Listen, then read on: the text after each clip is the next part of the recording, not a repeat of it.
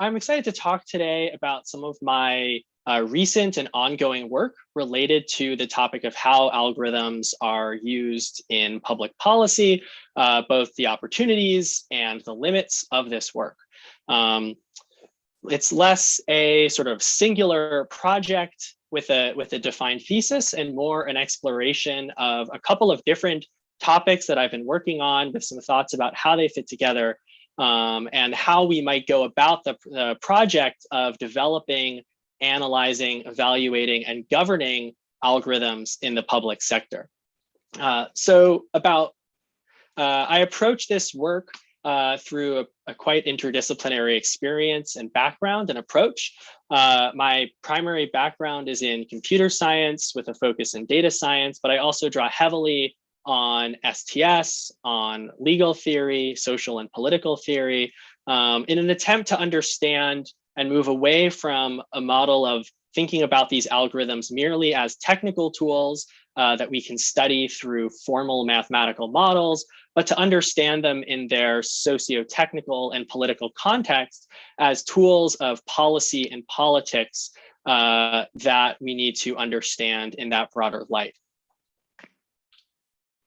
So I'll divide my talk into three broad themes today. The first will be an introduction of some of the promise and perils of government algorithms.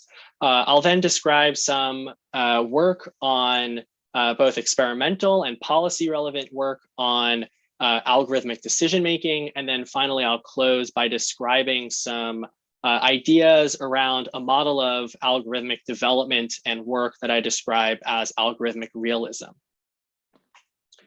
So we can start by just thinking about some of the promise of government algorithms across the field of computing and in society more generally. In recent years, there's been wide excitement about using data and algorithms to improve public policy. We can see this in developments around smart cities, efforts to improve public safety, public health, and social welfare using algorithms, often with media and press releases touting the incredible benefits of these tools. But as more of these systems have been implemented and studied, it's become clear that what looks like the promise of these tools often involves significant and unexpected challenges and social harms connected to algorithms. And I'll list a couple of quick examples. So one comes from Virginia Eubanks's book, Automating Inequality, where she describes the implementation of two algorithmic systems in California and Pennsylvania, one to address homelessness and another to reduce child abuse. Both systems were intended to improve social welfare and in many ways technically appear capable of doing so, but because of how these algorithms interacted with existing social inequalities and oppressive policies within the institutions they were being used, they ended up criminalizing poverty, enhancing surveillance, and increasing the vulnerability of the very people they were originally intended to benefit. Another example is from the Boston Public Schools, which several years ago worked with researchers at MIT to develop an algorithm to improve the scheduling of bus routes. Once again, this algorithm seemed within the model itself to be capable of improving a variety of outcomes. Yet when it came time to actually begin implementing this algorithm, there was significant public pushback, in part because of how the proposed changes recommended by the algorithm would have affected families' day-to-day lives, with particular harms and impacts on low-income and non-white families in the city. And finally, we can look at an example from Chicago Police Department's old strategic subjects list, which was used to identify individuals at high risk of being involved in gun violence with an effort to helpfully improve preventative interventions. But rather than reducing violence, being placed on this list resulted in an increased chance of being arrested that was unrelated to any actual difference in outcomes, in large part because being placed on the list meant that officers were using the list in an unexpected way, more as leads or suspects in shooting cases, as individuals of high interest and high suspicion, rather than individuals for whom some of the original ideas around providing social services and other types of preventative interventions might be in place. So what's particularly notable about all of these cases is that none of them involve instances of immediately bad or flawed engineering, or at least not at the heart of what turned out to be the social harms and issues involved with these algorithms. What we instead see in each of these cases in different ways is that various issues arose when these algorithms were moved into the realm of implementation, when they interacted with public policy, social contexts, and human decision makers to produce unexpected impacts. So this raises this broader question around the relationship between algorithms and social change, particularly in public policy. And two questions become particularly salient in light of this pattern. One is to better understand what leads so many algorithmic policy interventions to have unjust social impacts. And second is how can algorithmic policy interventions robustly promote a more egalitarian society and contribute to more just governance? We see, in a sense, at least in the US, these sort of twin moments where on the one hand, we are imagining new modes of governance, new broad, ambitious types of public policy. At the same time, there's also this effort to integrate algorithms and data into government decision-making. And often these two modes are in tension with one another, and the impacts of these algorithms are quite harmful. Yet we also might want to think more broadly how we might reimagine the role of algorithms in public policy, how we might use them to hopefully promote and develop a reimagined forms of governance and public policy, rather than the types of patterns that we tend to see today. And so we have this broad question of what would it take to achieve, both to mitigate the harms of algorithmic policy and to achieve a fundamentally different role for algorithms in public policy. When I think about this question, I see five major barriers, five major categories of issues that lead to the types of issues that we commonly see and prevent different modes of algorithmic governance from being achieved. So this includes, first, neoliberal political economies and logics of governance. Algorithms are often pursued through a logic of efficiency and privatization through public-private partnerships with major tech companies. We can see this particularly in efforts to achieve smart cities, for instance. We have punitive and carceral institutions where efforts to collect data and make predictions about individuals often fall into the trap of being part of punitive public policies, surveillance, law enforcement, and punishment. And this is true even in cases where data is collected by governments that originally have no explicit relationship to law enforcement, but always seems to end up being used in that manner in practice. We have undemocratic production and governance of technology, an incredible lack of diversity in the technology education and industry, as well as communities typically being excluded from algorithmic governance decisions. Very often these decisions and developments happen behind closed doors in incredibly shrouded ways. We have limited theories of social change for algorithms. We have actually quite narrow goals for what we want our algorithms to achieve in terms of the types of reforms that are being promoted. And finally, we have significant limitations to algorithmic methodology. And this last one is really where I'll focus most of the rest of my remarks today, but significant limitations to how algorithmic thought and design even approaches questions of social contexts and public policy reform.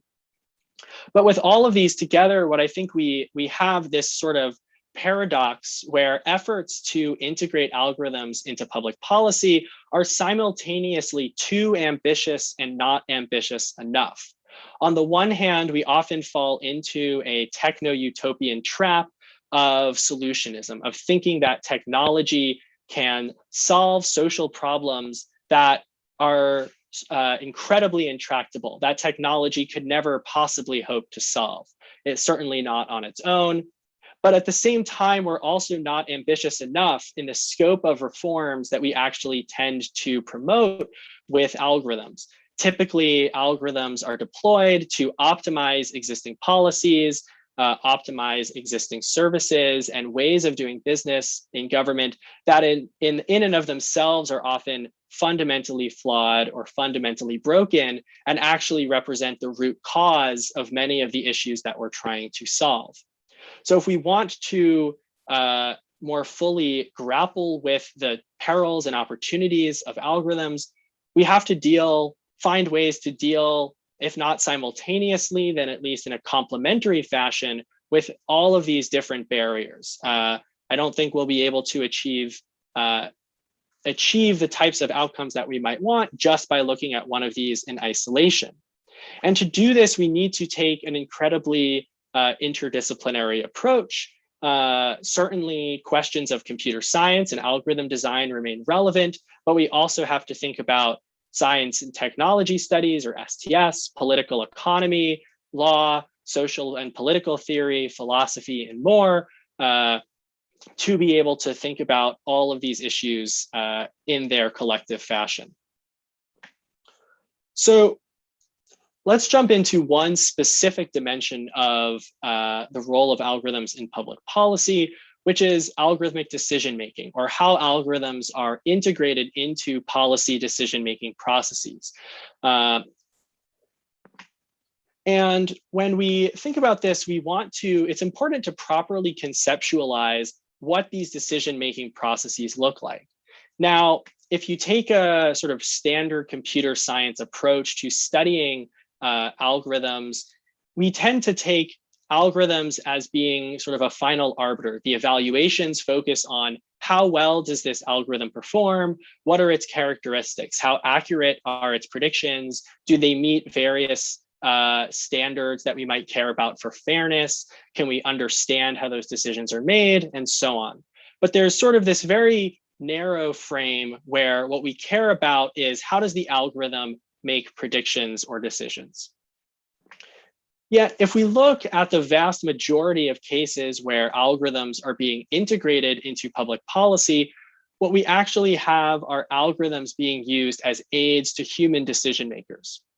So in the context, for instance, of risk assessments, pretrial risk assessments in the criminal justice system, what you have is a judge who has to make a decision whether to release or detain a defendant before their trial, and algorithms that are presenting predictions about a defendant's likelihood to fail to appear in court or to be arrested before their trial, presenting information to that human judge who has to make a decision. So no matter how well we characterize the particular specifications of an algorithm like a risk assessment on its own, we actually can't fully understand its impacts unless we also study how people are responding to and using those algorithms in practice. So we can think about this in relation to a common paradigm in algorithm development and discussions, where what we'll often have when we think about an algorithm making a decision, sometimes we'll have a human involved in the process of helping to train and tune that algorithm. And we'll call that a human in the loop process. And this is sort of a common phrase for thinking about the role of humans in helping to ensure that an algorithm is operating correctly. But what we have in these public policy instances is something actually quite different, a little bit of the reverse of this situation, where we have humans who make decisions, people like judges, and algorithms that are increasingly being incorporated into the human decision-making process. And so what we really want to think about here is algorithm in the loop systems. And this perspective can help open up new frames for questions and analysis allowing us to focus on how the algorithm and the human are interacting, but ultimately, at the end of the day, centering the role of the human as the final decision maker. What we actually care about ultimately is not how the algorithm makes decisions, but how an algorithm affects the ways in which humans make decisions and the particular decisions or predictions that they make. So this is a question then, or a topic that I've been studying for a couple of years, running a series of experiments to understand a variety of questions. And I want to talk today about this question of how do risk assessments affect human decision-making processes? How does being shown a risk assessment, for instance, affect how someone evaluates or considers different trade-offs and different factors when making decisions about whether to release or detain defendants before trial, whether to provide government loans, for instance, and other types of decisions. So at a very high level, the way that I'm going to approach this work, and I'll provide a little bit more detail on methodology in a few slides, is that when we want to look at this process of how does a human make predictions and how do those predictions lead to decisions, and we want to compare people's behavior both with and without the aid of an algorithm. So we want to look at human decision-making processes in two different settings, one in which people are presented with a predictive algorithm and one in which they are not. So a couple of areas of, let's list a couple of areas of related work to help sort of ground why this question is relevant and what we might find here. So one of the key things, sort of as I was describing earlier, is that when we talk about the role of algorithms in policy, what we tend to focus on is predictions rather than decisions. There's often an emphasis, the evaluations of these algorithms and claims about the benefits of public sector algorithms tend to directly compare the ability of both algorithms and humans to make predictions and emphasize the benefits of algorithms as being more accurate than humans and not subject to the types of biases that psychologists and behavioral economists and others have demonstrated in human decision making. But there's rarely considered is this gap between making predictions of a particular outcome, the likelihood of a particular outcome, and an actual decision, a policy decision that has to be made based on those predictions. Second is that there's a common assumption that risk assessments inform predictions, but don't change the decision-making process. So when we do look at how these predictions are being factored into decisions, the idea is that risk assessments or other predictions are simply providing information to human decision makers, and that those human decision makers can simply act on more accurate information than they otherwise would have. Let's skip over that. So looking at then this question, what we wanted to see was how might, if we present a series of participants with the predictions of a predictive risk assessment, which is emphasizing the risk of a particular outcome, such as rearrest or defaulting on a loan, will people place more emphasis on reducing risk when making decisions? In other words, will they not just change the decisions themselves in response to this information, but will they actually change the way in which they are considering risk and other factors when making decisions?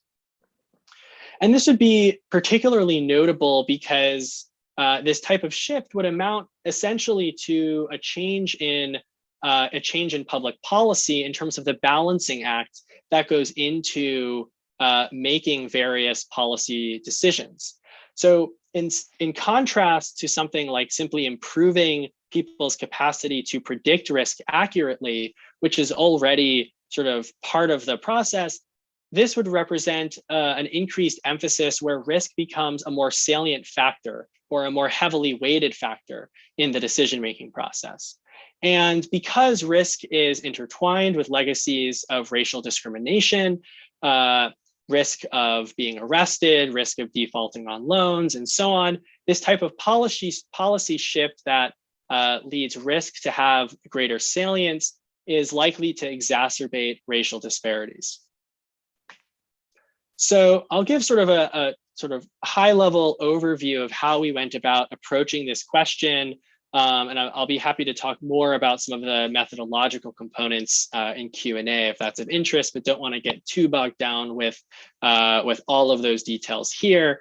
But broadly, we started by developing a risk assessment, acquiring historical data from the US Department of Justice, using that to make predictions about particular pretrial defendants, about their likelihoods to be arrested or not appear for trial.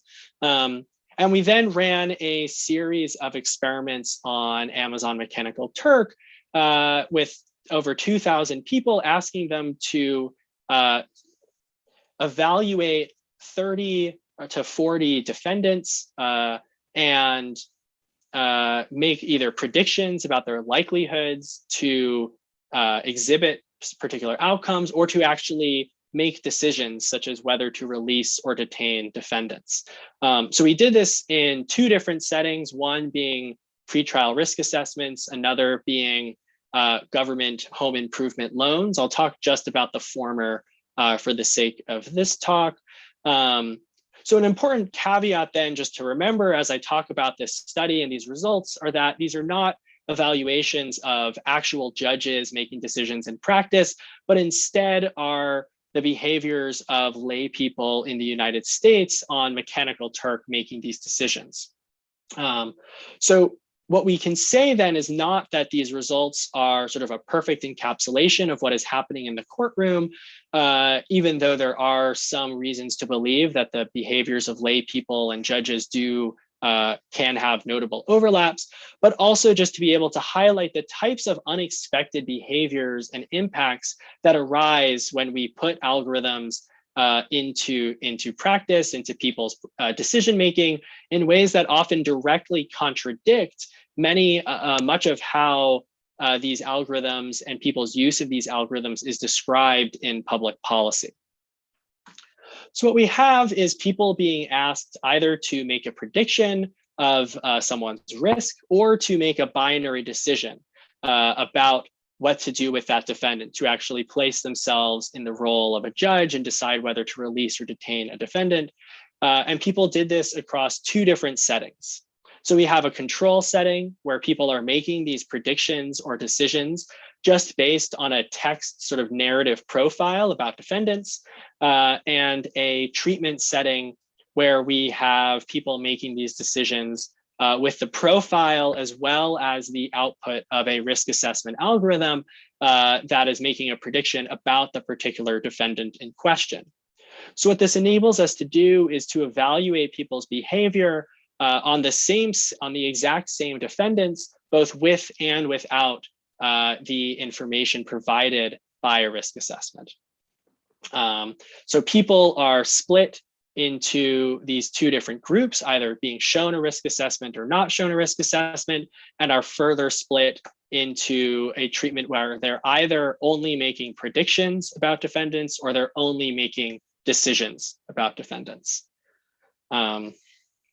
So we can think about a couple of different break down the effects of risk assessments on these different processes into four different settings, whether or not people's process of making predictions is affected by a risk assessment, and whether or not people's processes for making decisions is affected by a risk assessment.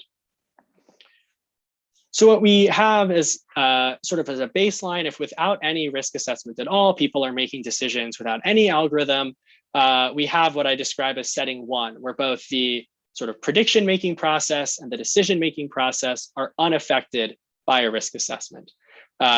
This next quadrant I'll ignore because it's clearly contradicted by a variety of research. But then we get to this bottom row, which is sort of where the interesting debate is.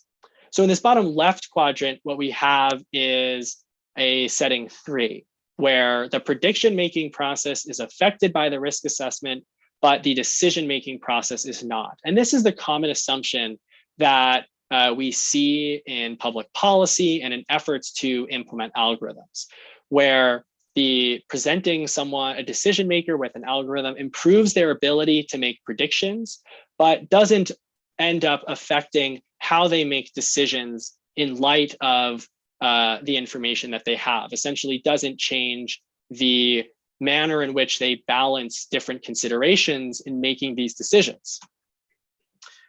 In setting 4, however, which is sort of the setting that we hypothesize that we'll see in this study, we see that we suggest that not only is the prediction making process affected, but also through effects of priming and framing, that being shown a risk assessment will also change how people actually incorporate a consideration of risk into their decisions. So to jump ahead and into just some of the core results here, we can look at how the decision-making function actually shifts. So what we want to look at here is, as a function of people's perceived risk about particular defendants, how likely were they to opt to detain those defendants? Now, certainly we expect to see a positive sloping line here, whereas the perception of risk about a particular individual increases, we would expect the likelihood of that person being detained to increase. And the question is, how does this relationship differ between the control and treatment group, where one group was shown the risk assessment and one was not? And what we see is we can compare this yellow and blue curve and see that the yellow curve, which is the group that was shown the risk assessment, has a steeper increase function. So at lower levels of risk, the group that was shown the risk assessment is less likely to opt to detain defendants, but at higher levels of risk, the group shown the risk assessment is more likely to opt to detain defendants. So essentially, and we can backtrack this through some of the math that we use to generate this chart, but essentially risk is becoming a greater factor distinguishing between the release and detention when the risk assessment is shown. And through simulations, we can actually compare the effect of this shift on the racial disparity in this study on the detention rate. So essentially, how much more likely are Black defendants to be detained than white defendants. And what we find is that the shift to setting 4, this shift where the decision-making process is also changing, increase the racial disparity in detention by approximately 2%, compared to if we had the expected behavior where all that was happening is that the risk assessment is improving the ability to make predictions. So let me just summarize some of these key results and some of their implications. So first is this broader idea of indeterminacy. So what we see here is that the risk assessments are increasing the emphasis that individual decision makers are placing on reducing risk when making decisions, which is both akin to a significant shift in sort of the normative bases for public policy, but also creates this process of indeterminacy, where the adoption of algorithms can have very different impacts than we expect in practice because of unexpected uses of people. And this, beyond just this in this particular study, this has been borne out in other experimental studies, as well as a variety of empirical studies on how judges and other decision makers actually use algorithms in practice. And what we see is that their uses in practice are very different than what we expect when we first opt to adopt or implement an algorithm, where the actual effects are quite different. And often there are racial and other biases that arise, not just from the algorithm itself, but also from the way in which people are interacting with and being influenced by the algorithm. And we can also then turn to focusing on the need then for this algorithm in the loop approach. If we want to properly understand and manage the impacts of algorithmic decision-making, we have to account for how humans actually interact with these tools. We have to move from a understanding of algorithms as particular technical tools that we can analyze just through their technical specifications to thinking about what happens when we put them out into the world, into practice and public policy. And this work raises particular challenges because it actually contradicts on one of the common modes for governing algorithmic decision-making. What we see if you look at a variety of court cases and public policies is that as concerns about algorithms have been raised, questions of inaccuracy and bias, often there is a reliance or falling back on human oversight as tools to ensure that the algorithms are producing desirable effects.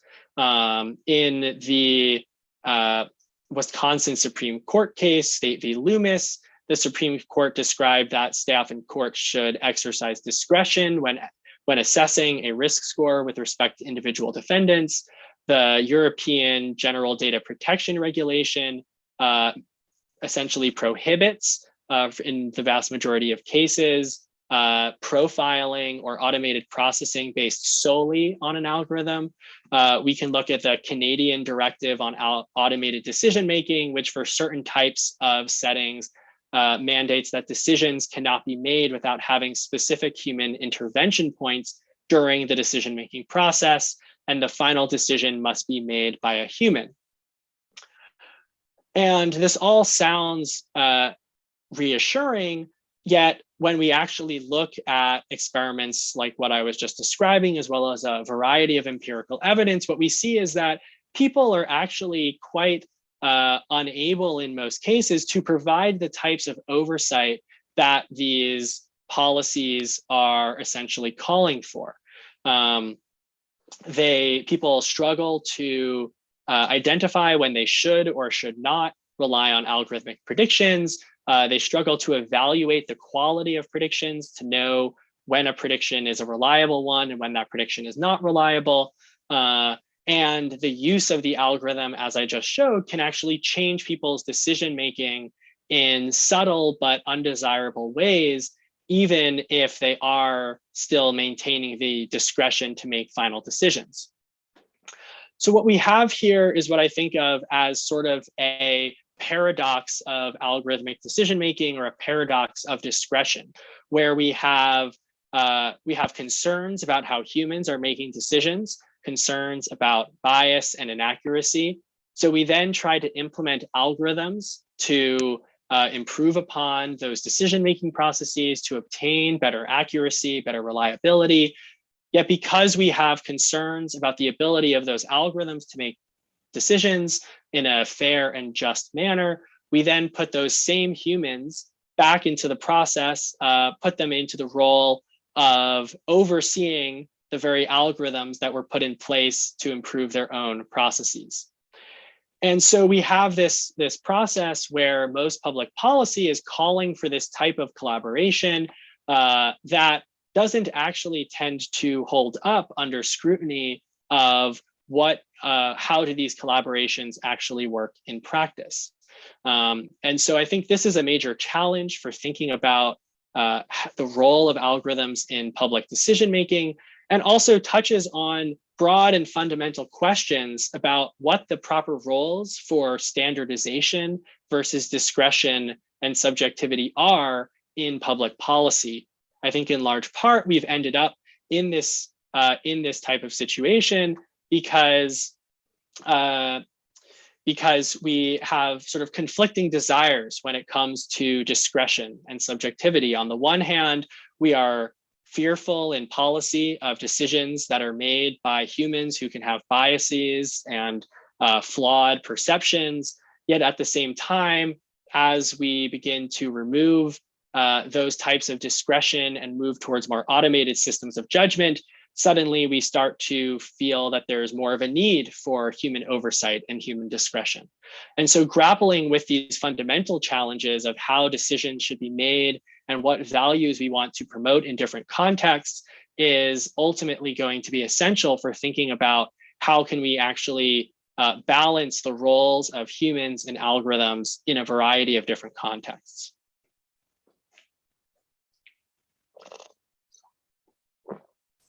So I want to shift gears now for the last portion of the talk to thinking about how this connects to broader methodologies and broader methodological challenges in algorithm design and evaluation.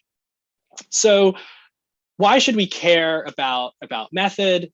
Algorithmic reasoning has become an increasingly prominent mode of theorizing about questions of equality and public policy. These algorithms are both directly shaping how decisions and policies are being evaluated and made, and are becoming a sort of expert language or dominant and well-regarded language for even thinking about what sorts of values we should promote, how we should evaluate how decisions are made. Yet we have to care about then what these types of methodologies and logics are capable of identifying and representing. If the modes of understanding the world that we use are unable to properly represent core social realities and contexts, then those methodologies will be unable to provide a productive guide for efforts to achieve any sort of better or more equal society. And so this question of algorithmic methodology is particularly important because the process of developing government algorithms is very different from the standard process or standard roles that algorithms might play. Now, certainly standard algorithmic challenges are relevant, questions of data and algorithmic design and so on. Yet when we think about incorporating algorithms into public policy, there are many other factors and considerations that become important in ways that they're not necessarily in a sort of theoretical computer science realm or in the realm of, you think about an undergraduate or graduate class in algorithm design. So what are some of these other dimensions? So as we just saw, there are questions of human algorithm interactions. There are questions of the social and political impacts, the types of institutions and public policies that these algorithms are embedded in. What types of policies are they enhancing or facilitating or promoting? There are questions around theories of reform. What types of change and policy reform are algorithms actually providing, and are they providing desirable types of social reform? Questions of governance, questions of democracy, even questions of infrastructure around what sorts of knowledge and processes and tools are required, are required to enable algorithms to be used effectively in government. So all of these questions, all of these topics become relevant in a way that is quite distinct from standard algorithmic practice. Yet when we think about, and this raises a significant challenge, so when we think about sort of the central tenets of computer science, what we often have is this adherence to formalism, this idea that algorithmic logics provide a language to let you cleanly express underlying questions, that we can formalize notions into mathematical language to operate and manipulate and study them in that form. And certainly, as if we look at some of the achievements of computer science, it's certainly the case that this type of formalism can be incredibly valuable. Yet, as computer science or as algorithms moves into these processes of public policy, all of these other dimensions become relevant, yet are unable to be captured for the most part by this type of formalism. And so we run into significant challenges. So I describe this idea of algorithmic formalism, building on a lot of the work from STS and critical algorithm studies and other fields, but to look at some of the limits of standard algorithmic logics when applied to social and policy interventions. So algorithmic formalism embodies commitments to objectivity and neutrality, to universalism, and to internalism, which in turn are in part responsible for how these types of interventions can often lead to entrenching unjust social conditions, imposing algorithmic logics at the expense of others, and to this process that I described earlier of indeterminacy. So in thinking about how we might reform these types of processes, I and a co-author turned to a process in law, sort of an evolution in legal thought that was from about a century ago, where US legal thought was also grappling with the limits of particular types of formalism. And I won't go into too much detail on this process, but we can look at sort of this idea of legal formalism, where the law was considered to be like a science. It consists of certain principles or doctrines, and through the internal logic of legal principles and thoughts, we can deduce the correct answer in every case. And over the course of the late 19th century into the early 20th century, there was this shift to legal realism, a shift in how we understand what the law is and what the law operates, that I think is well summarized by this quote from Oliver Wendell Holmes, saying that the prophecies of what the courts will do in fact and nothing more are what I mean by the law. And we can sort of see how this connects to some of the work I was describing, this algorithm in the loop process, for instance, where what we ultimately care about when we're studying algorithms is not how that algorithm operates internally, whether or not the predictions are just how accurate the predictions are, for instance, even though that is certainly important. But what we care about is what happens when those algorithms get used. How do they actually affect behavior? How do they affect public policy?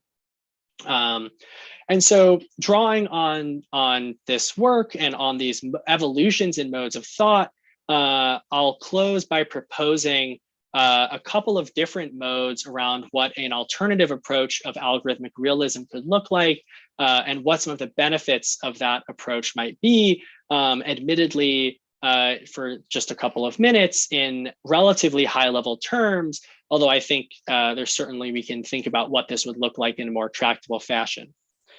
So the first shift that we would want to make is from this idea of objectivity and neutrality to a more political understanding, an understanding of algorithms and algorithmic designers as political tools.